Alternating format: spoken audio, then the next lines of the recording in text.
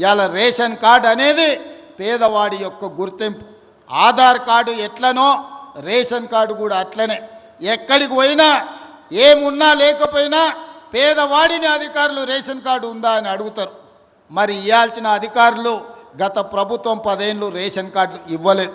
అందుకే ఇవాళ మనం ప్రతి గ్రామంలో గ్రామ సభలు పెట్టి గ్రామ సభల ద్వారా మన దగ్గర ఉన్న సమాచారాన్ని ఇవ్వడమే కాదు, రేషన్ కార్డులు రాని వాళ్ళను, వివరాలు లేని వాళ్ళను గ్రామ సభలల్లో మీ వివరాలు ఇవ్వండి, మీ అందరికీ రేషన్ కార్డులు ఇస్తామని చెప్పి మన ప్రభుత్వ అధికారులను గ్రామాలకు పంపించినాం. ప్రతి 6 నెలలకు క్రమము తప్పకుండా అధికారులను గ్రామాలకు పంపిస్తున్నాం. గత 10 ఏళ్ళలో ఎప్పుడైనా అధికారులను చూసినరా అని నేను అడుగుతున్నా. ఎప్పుడైనా చూసినరా? కలెక్టర్లను చూసినరా? ఆర్డీఓలను చూసినరా? ఎంఆర్ఓలను చూసినరా? అధికారులు ఎవరైనా మన గ్రామాలకు వచ్చినరా? ఇప్పటికే 3 సార్లు మనం గ్రామ సభల ద్వారా గ్రామాలకు అధికారులను పంపించి ప్రజల దగ్గరికి పంపించి ప్రజా పరిపాలనలో ప్రజలకు మీరు జవాబుదారీతనంగా ఉండాలి, ప్రజలకు వెళ్ళి వివరించండి అని చెప్పి ప్రతి అధికారిని గ్రామ బాట పట్టించినాం. గతంలో పని కావాలంటే ఫామ్ హౌస్కు పోవాల్సి ఉండే, కానీ ఇప్పుడు ఆ విధానం మార్చినాం.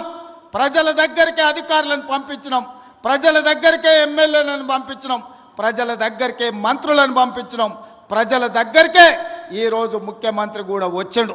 ప్రజలే రాజులు, ప్రజలే పాలకులు. ప్రజల దగ్గరికి ప్రభుత్వ అధికారులైనా మంత్రులైన ముఖ్యమంత్రులైన ప్రజల దగ్గరికి వెళ్ళాల్సిందే, ప్రజల ముందు నిలబడాల్సిందే అని మన ప్రభుత్వం వచ్చినాక మార్పు తీసుకొచ్చినాం. అందుకే ఇవాళ చీఫ్ సెక్రటరీ నుంచి మొదలు పెడితే రాష్ట్ర స్థాయిలో ఉన్న ప్రతి అధికారి, జిల్లా స్థాయిలో ఉన్న కలెక్టర్లు, హౌసింగ్, రెవెన్యూ అన్ని డిపార్ట్మెంట్ల అధికారులు ఇవాళ చంద్రవంచ గ్రామానికి వచ్చిన ఒక మారుమూల ప్రాంతంలో అంటే ఇది ప్రజల కోసం తీసుకొచ్చిన మార్పు, ఇది ప్రజా పరిపాలన. అంటే ఫామ్ హౌస్లో ఉండి గడీలలో బండి ఈరోజు 10 ఎకరాలలో భవంతులు కట్టుకొని పరిపాలన చేస్తామంటే కుదరదు. ప్రజల దగ్గరికి వెళ్ళాల్సిందే, ప్రజలు అడుగుతారు, ప్రజలు కడుగుతారు, ప్రజలకు జవాబు చెప్పాల్సిందే అని చెప్పి ఇవాళ ప్రభుత్వాన్ని ప్రజల దగ్గరికి పంపించినాం.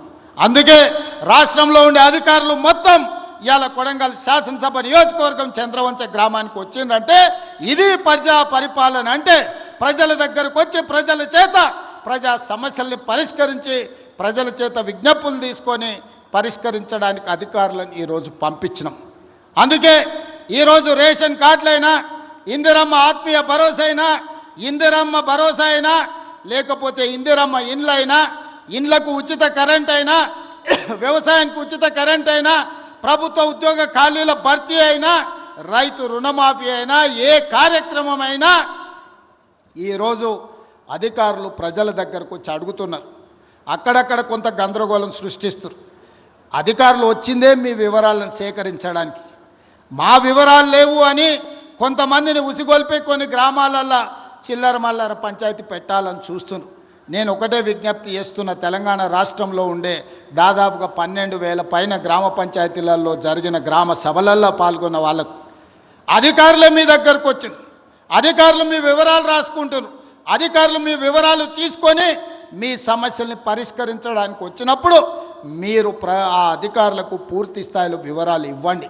మీ వివరాలను అన్నిటినీ కంప్యూటర్లో క్రోడీకరించి మీకు అందరికీ సంక్షేమ పథకాలు అమలు చేసే బాధ్యత ఈ ప్రభుత్వం తీసుకుంటుంది.